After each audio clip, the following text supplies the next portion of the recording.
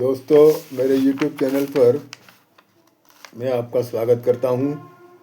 राष्ट्रपिता महात्मा गांधी की अमर कहानी भाग 143 खंड 4।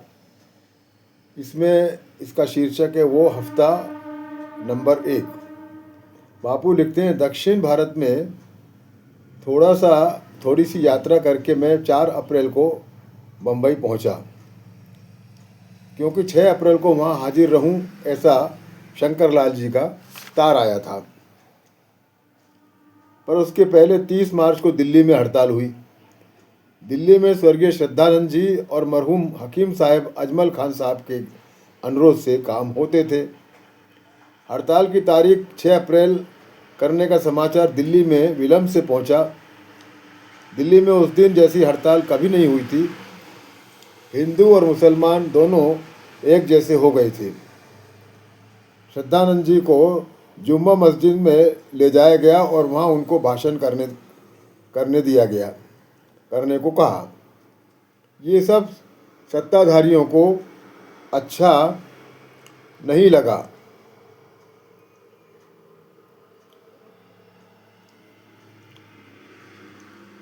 जुलूस रेलवे स्टेशन की तरफ जाते हुए पुलिस ने रोक लिया और गोलीबारी की।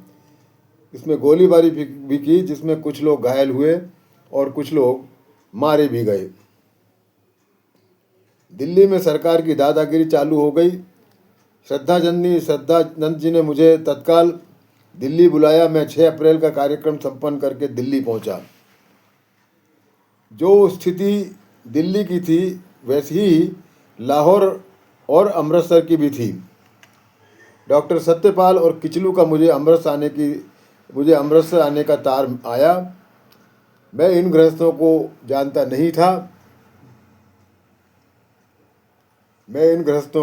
नहीं था। मैं दिल्ली से आता हूँ ऐसी तार यहाँ भी भेजी। बम्बई में सुबह सुबह हजारों लोग स्नान करने के लिए चौपाटी पर गए और वहाँ से ठाकुर द्वार की तरफ जुलूस निकला। उसमें औरतें और बच्चे भी शामिल हुए। जुलूस में मुसलमानों ने भी बड़ी संख्या में भाग लिया। इस जुलूस में मुसलमान बंधु हमें एक मस्जिद में ले गए और वहाँ श्रीमती सरोजिनी नायडू और मेरा भाषण करवाया। इस अवसर पर विट्ठल दास जयराजानी ने स्वदेशी और हिंदू मुसलमान एकता की शपथ करवाने की सूचना दी। मैंने कहा, इतनी जल्दीबाजी में प्रतिज्ञा करना संभव नहीं है और जितना हुआ है उससे ही संतुष्ट रहने को कहा।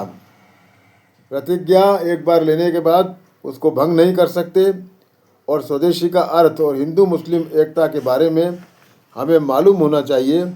और ऐसा सुझाया कि जिन्हें प्रतिज्ञा लेनी है वे दूसरे दिन चौपाटी के जंगल में इकट्ठा हो सकते हैं। बम्बई में संपूर्ण हड़ताल हुई। यह रॉलेट एक्ट कायदों के सविनय भंग की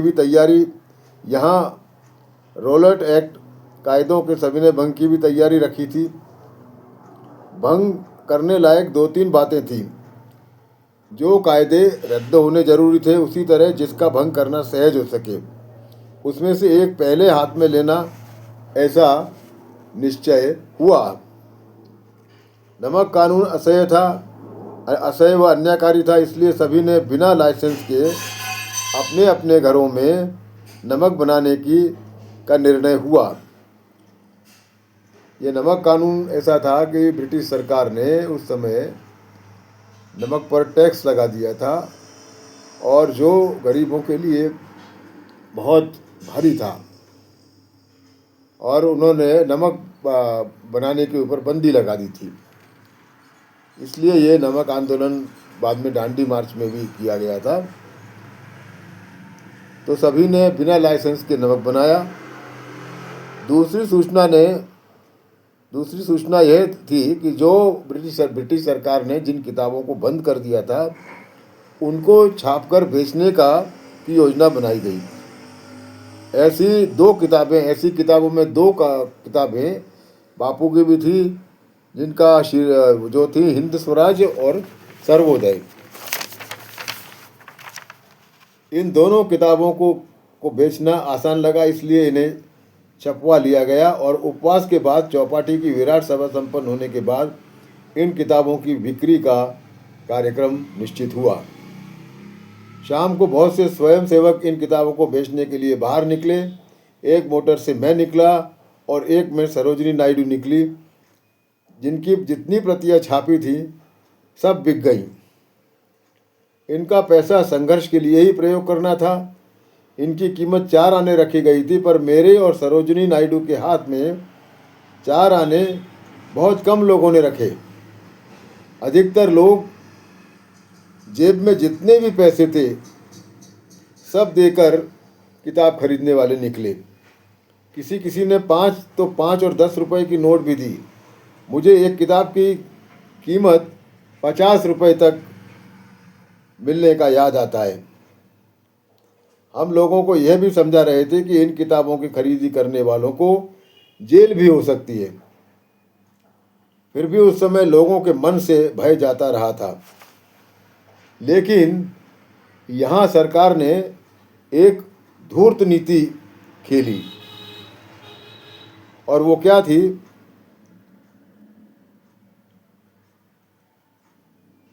7 तारीख को समझ में आया था, और उसमें वो नीति ये सरकार ने धूर्त नीति चलाई कि सरकार ने ऐसा जाहिर किया कि इन 2 किताबों पे जिन पर बंदी लगाई थी वो इनकी मूल आवृत्ति थी, और नई आवृत्ति लेने से कायदे का भंग नहीं था, ऐसा सरकार ने जाहिर किया। इससे लोगों को निराशा हुई। ये सरकार की चाल थी। किताबों में जो लिखा गया था, जो छापा गया था, वो वही था जो मूल प्रति में था। फिर भी आंदोलन की जो तीव्रता थी, आंदोलन का जो महत्व था, उसको कम करने के लिए सरकार ने ये चाल खेली। इससे लोगों को निराशा हुई। उस दिन लोगों को स्वदेशी और हिंदू मुस्लिम एकता की शपथ लेने के लिए चौपाटी पर एकत्र होना था। विट्ठल दास जयराजानी को यह पहला ही अनुभव मिला। विट्ठल दास जयराजानी को यह पहला ही अनुभव मिला था कि हर चमकने वाली चीज़ सोना नहीं होती है। लोग बहुत कम इकट्ठे हुए। उसमें से 2-4 बहनों के नाम मुझे याद हैं। पुरुष भी कम थे। मैंने व्रत का जो प्रतिज्ञा लेनी थी उसका मजकूर, उसका जो मैटर था वो तैयार करके रखा था। उसका अर्थ वहाँ हाजिर लोगों को अच्छी तरह समझाने के बाद मैंने उन्हें व्रत लेने दिया। कम उपस्थिति का मुझे आश्चर्य अथवा दुख नहीं हुआ, पर भागदौड़ के कार्यक्रम और विधायक कार्यक्रमों का भेद, पहले के बारे में उत्साह और दूसरे के बारे में अनिच्छा और आलस्य, इसका मुझे तब से ही एहसास हो रहा है। इस विषय के लिए मुझे एक अलग प्रकरण देना पड़ेगा, एक अलग अध्याय लिखना पड़ेगा। 7 तारीख की रात को मैं दिल्ली और अमृतसर जाने के लिए निकला। 8 तारीख को मथुरा पहुंचा तो ऐसी शंका होने लगी कि मुझे गिरफ्तार कर लिया जाएगा। मथुरा के आगे एक स्टेशन पर गाड़ी ठहरती थी। वहाँ आचार्य गिडवानी मिले। उन्होंने मुझे गिरफ्तार किए जाने की प्रामाणिक जानकारी दी और कहा कि यदि ज़रूरत पड़े तो उनकी मदद लें, उनको बुलाएं। मैंने आभार मानते हुए ज़रूरत पड़ने पर उनकी मदद लेने को कहा। अब इस अध्याय का ये एक भाग है, ये लंबा अध्याय है। इसका दूसरा भाग हम लेंगे। आपका बहुत बहुत धन्यवाद।